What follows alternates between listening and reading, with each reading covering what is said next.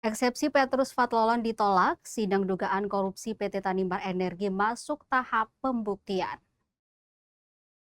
Majelis Hakim Pengadilan Tindak Pidana Korupsi pada Pengadilan Negeri Ambon menolak nota keberatan atau eksepsi yang diajukan terdakwa Petrus Fatlolan dalam perkara dugaan tindak pidana korupsi penyertaan modal pemerintah daerah kepada PT Tanimbar Energi. Sidang putusan sela tersebut dipimpin Ketua Majelis Hakim Nova Laura Sasube, didampingi dua hakim anggota Marta Maitimu dan Agus Hairullah. Kamis 29 Januari 2026. Dalam putusannya, majelis menyatakan proses persidangan dilanjutkan ke tahap pembuktian. Majelis Hakim menilai dalil-dalil eksepsi tidak menunjukkan adanya cacat formil dalam surat dakwaan. Keberatan yang diajukan terdakwa juga dinilai telah masuk ke pokok perkara dan pembuktian, sehingga hanya dapat diuji dalam persidangan melalui alat bukti.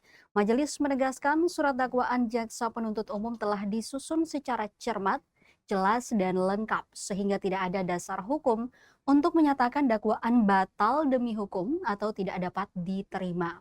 Oleh karena itu, penuntut umum diperintahkan untuk melanjutkan pemeriksaan perkara.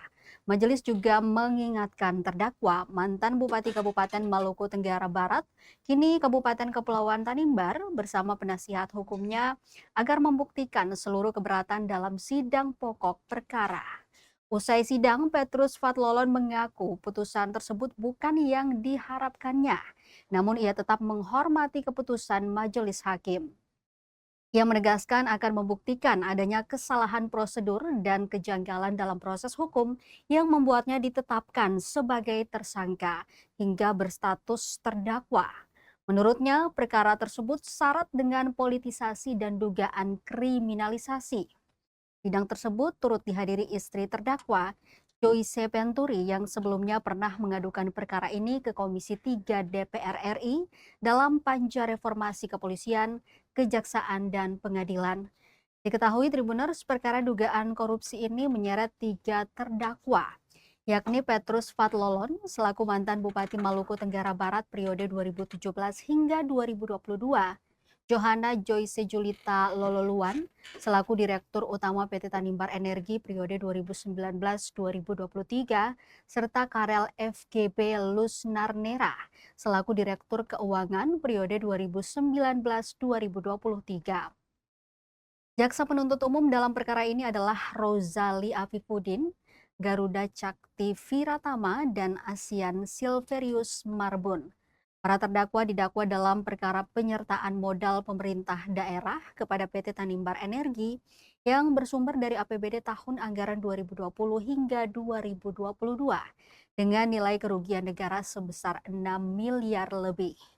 Dalam dakwaannya, JPU menyusun dakwaan primer pasal 2 ayat 1, junto pasal 18 ayat 1, 2, dan 3 Undang-Undang Nomor 31 Tahun 1999 tentang pemberantasan tindak pidana korupsi, sebagaimana telah diubah dengan Undang-Undang Nomor 20 Tahun 2001 junto pasal 55 ayat 1 ke 1 KUHP, junto pasal 64 ayat 1 KUHP. Sementara dakwaan subsidiar menggunakan pasal 3 junto pasal 18 ayat 1, 2, dan 3 Undang-Undang yang sama.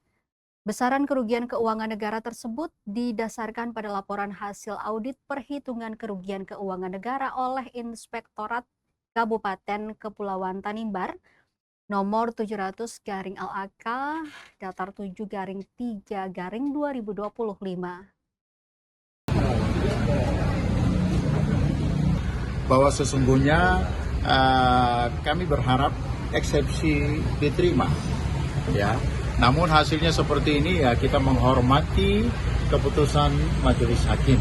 Karena perkara ini sesungguhnya sangat syarat dengan politisasi, pemerasan yang berujung pada kriminalisasi.